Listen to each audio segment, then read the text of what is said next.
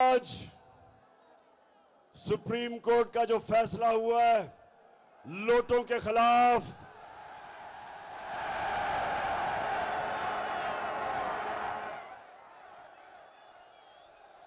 हम supreme court आपका शुक्रिया अदा करते हैं क्योंकि आपने इस मुल्क की इखलाकियात को जो ये गिरा रहे थे, ये जो सारे डाकू ऊपर बैठे हैं जिन्होंने हमारी इखलाकियात को पूरा खत्म करने की कोशिश की है, सुप्रीम कोर्ट ने आज पाकिस्तान की इखलाकियात को गिरने से बचाया। जो लोग अपनी वोट बेचते हैं, अपने हलकों से, अपने लोगों से गद्दारी करते हैं, आइन से, जमहूरियत से गद्दारी करते हैं, शुक्र है कि आज सुप्रीम कोर्ट ने उनकी वोट को रद्द कर दिया।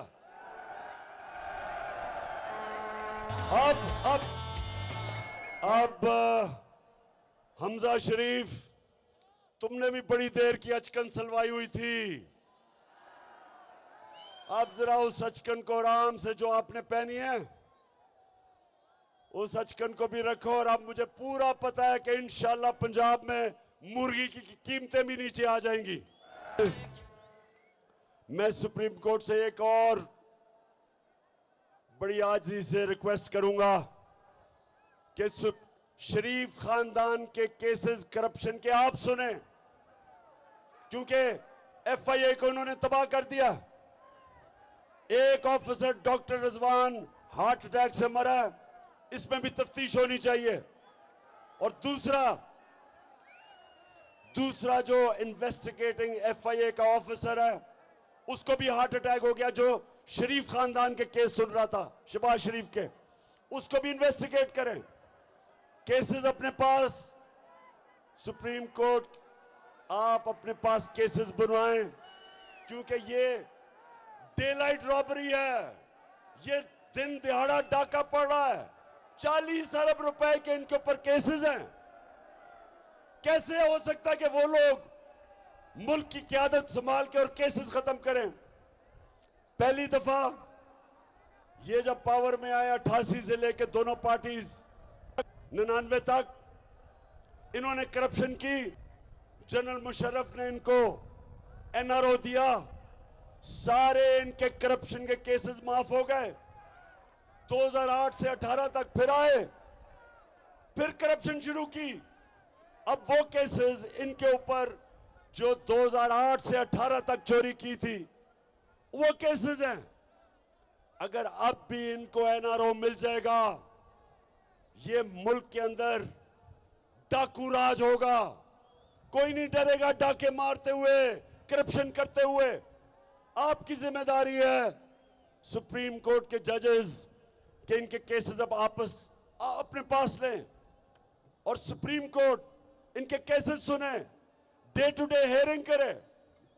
ये दुनिया में कभी ऐसा मजाक सुना है कि बाप बेटे दोनों ने, उनको सजा होनी थी, एफआईए ने इनको सजा देनी थी। पहले तो केसेस खींचते गए, ये कोई 1 साल पहले इनको सजा हो जानी चाहिए थी, लेकिन हमारा इंसाफ का निजाम नहीं दे सका। जब सजा होने लगी तो बाप प्राइम मिनिस्टर बन गया, केस खत्म।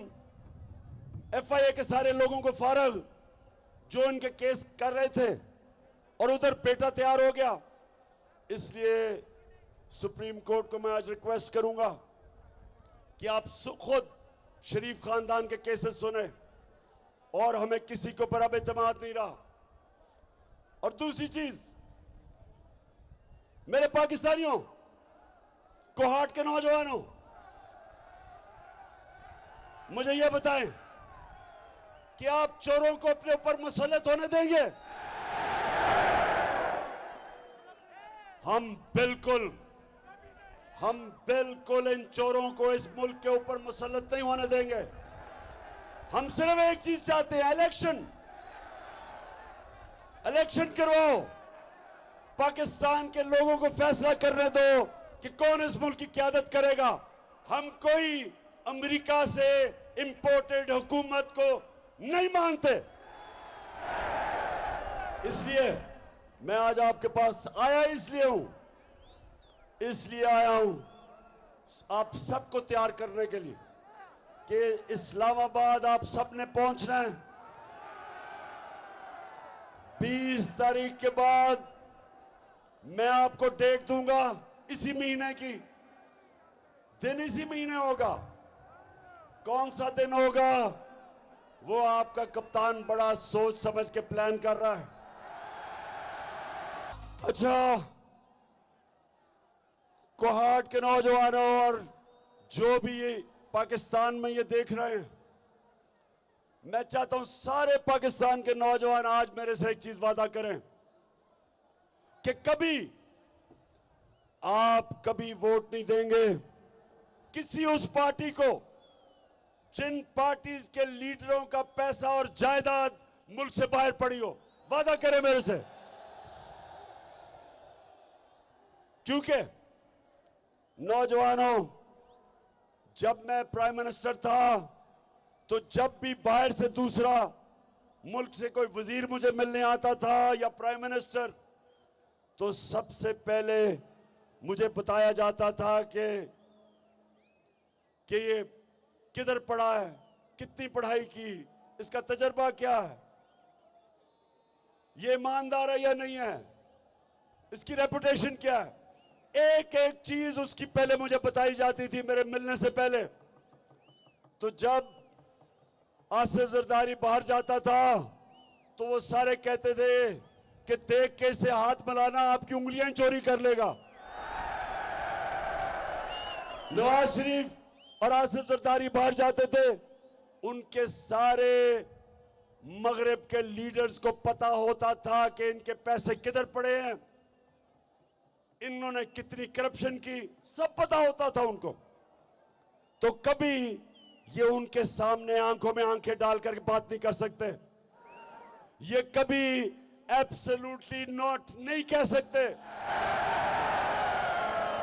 वो जब हुक्म करेंगे कि जनाब हमें अफगानिस्तान के लिए पाकिस्तान में बेसिस चाहिए, ड्रोन अटैक करने के लिए बेसिस चाहिए, ये इनमें कभी जुर्रत नहीं होगी ना करने की, क्योंकि ये पैसे के गुलाम हैं, पैसा बाहर पड़ा है। तो इसलिए एक तो आपने ये मेरे से वादा करना है कि आपने कभी जिस पार्टी के भी सरबराह के पैसे बाहर पड़े हों, आपने उस पार्टी को वोट नहीं देना। दूसरा, नौजवानों ज़हन में अपने डाल लें कि कभी आपने गुलामी कबूल नहीं करनी। हम आजाद लोग हैं, हम ला इलाहा इल्लल्लाह अल्लाह से वादा करने वाले लोग हैं। हम अगर किसी के सामने झुकते हैं, हम छोटे से इंसान रह जाते हैं। इंसान वो तकड़ा होता है जो अपने पैर पे खड़ा होता है। जो इंसान वसाखियां लेके फिरता है उसकी टांगें कमजोर हो जाती हैं। और इसीलिए जब ये जाते हैं बाहर तो इनकी कांपें टांगती हैं, क्योंकि कमजोर लोग हैं।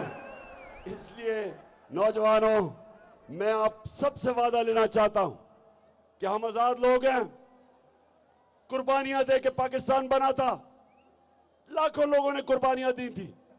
हमारा लीडर कायदे आजम गुलाम हिंदुस्तान में एक आजाद इंसान था।